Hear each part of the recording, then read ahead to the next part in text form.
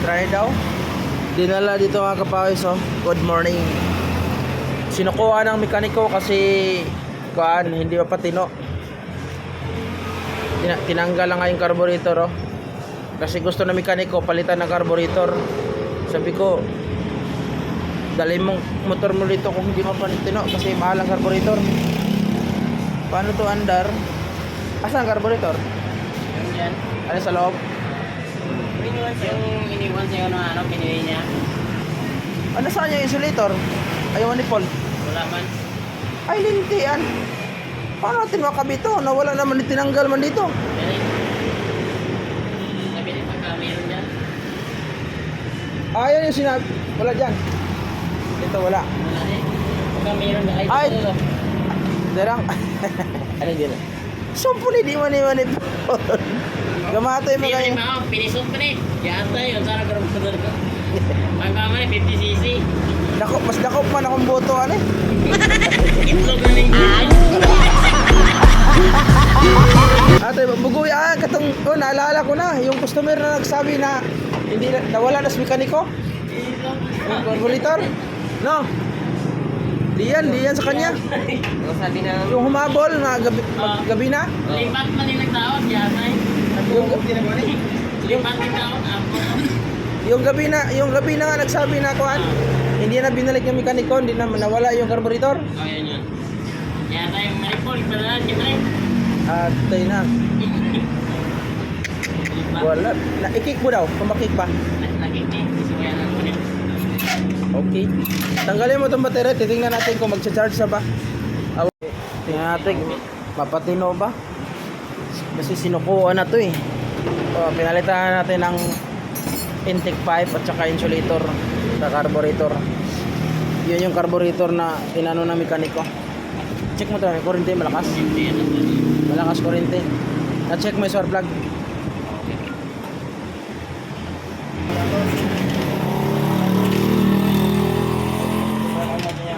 Dahil malambot to. Tanggalin mo yung spark plug. Hindi. Lagyan mo nga klangis, pinagbabawal na ano. Bugahan mo. Pinagbabawal na technique. Isa pa. Ayan mo. Loss compression. Okay, talaga to under.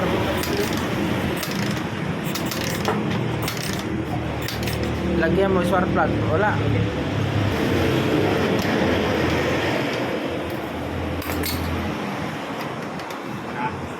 Na wala. Check mo nga kurente ba eh? Hindi daw. Para makita kung may kuryente. Kaya tayo mag-trouble mga kapawis kasi hindi ito napat no? Distansya mo lang para makita ko video. Ano? Okay, sa kabila. Meron din. Oh, para ma-check natin, makuha natin. Ilay na.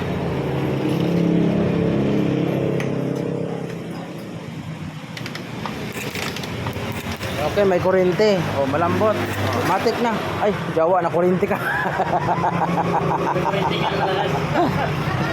Lakas bay. Sorry bay. Arsa talaga ano yan. Tanggal sa antok. Okay, Okay, ang gagawin niyo yan, matik na yan. Top overhaul na. Hasa valve yan, palit piston ring. Kasi loss compression siya. Yun yung hindi nalaman ng mekaniko.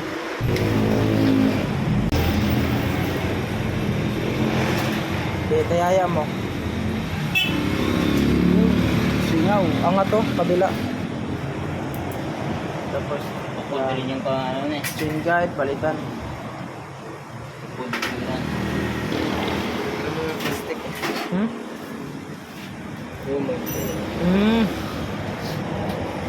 Ay, oo nga oh. Sabog mo rin. Ako, kaya di talaga siya umandar.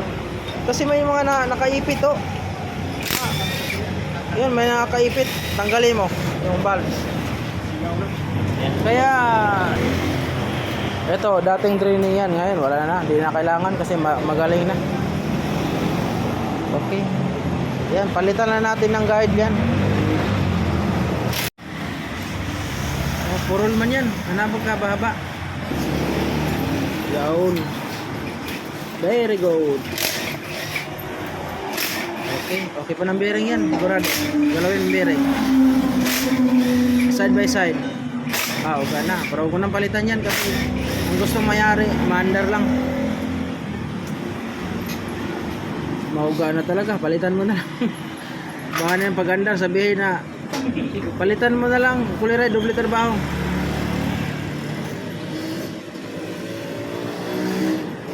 Ay, stop na to. Huwag mo lang isa. Ibagal. Ito, bago ang langis. Ibalik nyo na ang langis. Sabi niya, palitan. May dala siya dyan. Oh, bago pa eh. May dala siya. May dalas ang langis? Nasaan? Box. Nasa box.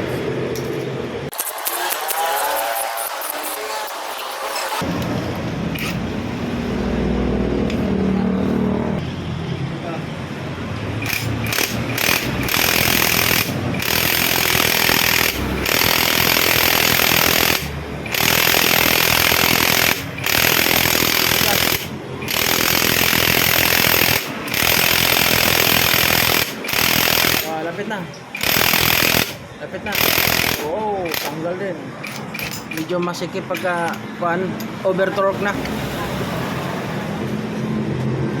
Okay.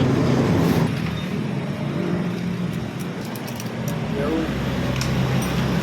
Guide lang palitan yan, chain guide lang.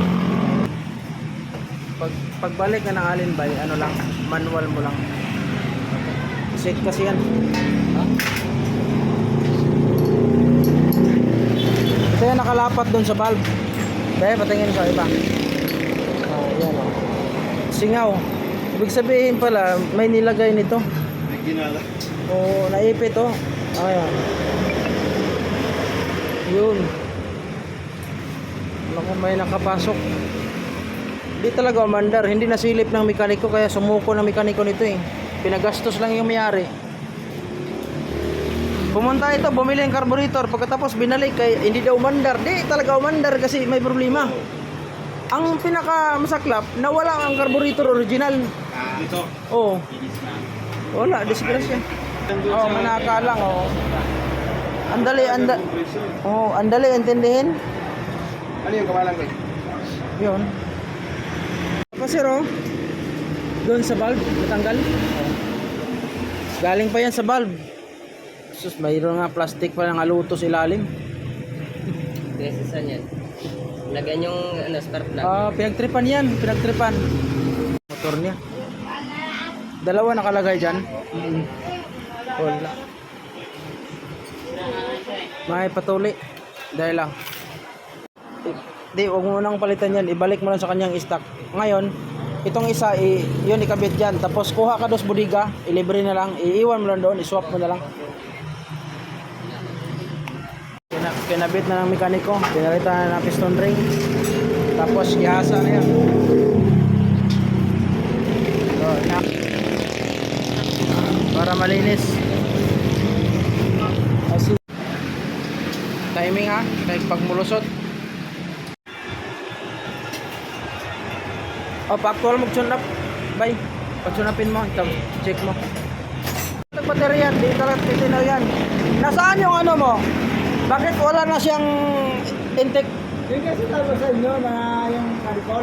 Nasaan yung carburetor mong original? Kaya na bumalik sa akin eh. Di mo pinabayad yung mekaniko? Tragisag ako ito nung pabayarin ko mekaniko ha. Original yun eh. Yun nga eh. Ilang araw na ba na stock dun sa shop? Yan. October pa yan doon eh. October pa. October, November, October? Ang tagal na pala to. Ito yung ano mo, nakalagay, ba't ganyan? Tinignan ko yung ano ba kung pasok kaliwa hindi ba. Wala, pisot yung mekaniko ha. Hindi niya alam siguro ginagawa niya. Pagbili ng gasolina, gilinis na din tangke mo, kay kalawang na. Version na sa akin sir. Sayang nun, hindi. Matagal na pala na-stock dun sa shop. Yung ano nga, hindi nagkakay, pati yan, ang bangker. Oh, dapat pinabayad mo siya, pinabayad mo ng carburetor. Sayang. Ayan, binilang ko na brand new. Brand new na intake pipe. Tapos insulator. Tapos yung... Pero may binili na ako dito na insulator na yan eh. Oh, Wala lang sa nakalagay. nawala din. Nawala na yung Walang malasakit yung mekaniko na yun. Kita sige lang. Saan kayo na sir? Saan mo to dinala? Takit. Tagig? Wala yan, kawawa naman. Ito yung sinasabi na hindi umandar. Titingnan mo yung pagkatapos gawa. Guys. Ang laki pala truck dala niya oh.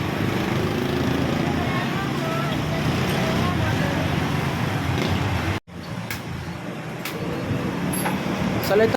So final. Tingnan natin, commander. Wala nang dashboard dyan. Wala din busina. Post start. Nagana ng post start.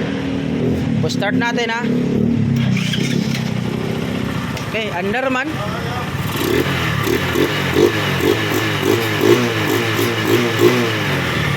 Patayin natin, patayin. Post start. Oh, tahimik ang makina. Okay. Anong history? Ito, magkwento ta history nito. Hindi namin alam ang history nito una. Bumili sa akin ng carburetor. Kasi yun daw utos ng mekaniko, palitan ng carburetor dahil hindi umandar. Ngayon, nagagalit ako kay Tindis, binalik sa akin yung carburetor. Sabi ng mekaniko, papalitan daw kahit hindi umandar.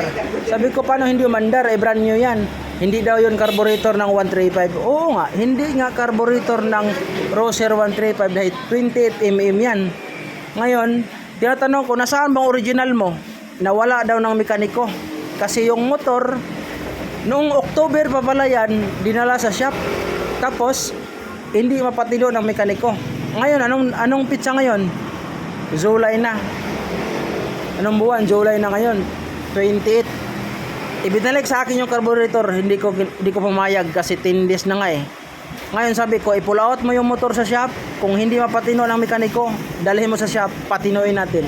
Paano nangyari? Ang gumawa, yung mga training lang ngayon. I-diagnose ko ang problema, loscom. Pero wala ng carburetor, wala ng pipe intake, pinalitan. Bakit tumino na? Diba? Mga training yan oh. Sila lang nagawa yan. Training ko lang ang gumawa. Bakit tumino? Oh, ulitin ko ha. Oh. Tingnan mo yun oh. Tanggalin ito. Oh.